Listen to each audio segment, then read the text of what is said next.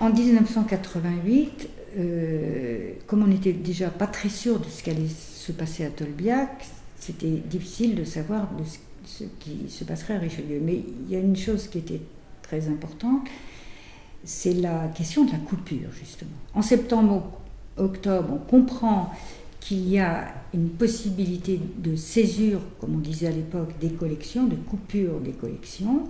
Donc,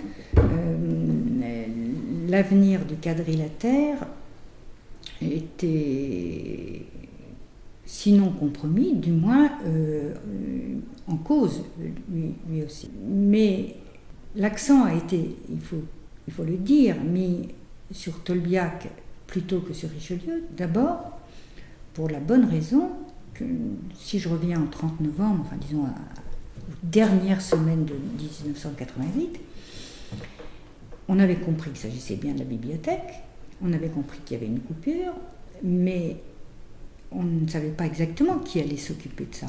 Après, c'est allé très vite au début de l'année 89, d'abord parce qu'on a dit qu'il y aurait un établissement public constructeur qui, lui, ne faisait pas que construire, qui était chargé de concevoir la nouvelle bibliothèque.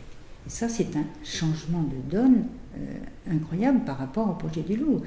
Dans le projet du Louvre, les conservateurs du Louvre ne sont pas dessaisis de leur projet.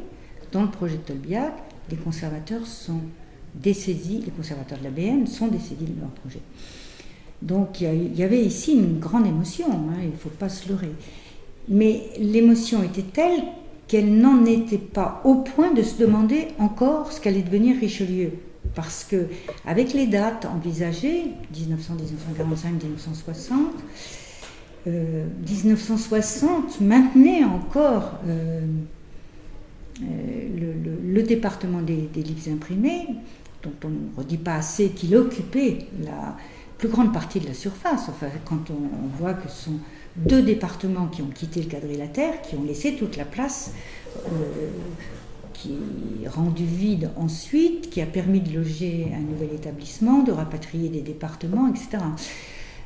Donc c'était une place très importante. Donc au début, la préoccupation de Richelieu n'était pas, en tout cas, perçue par tout le monde.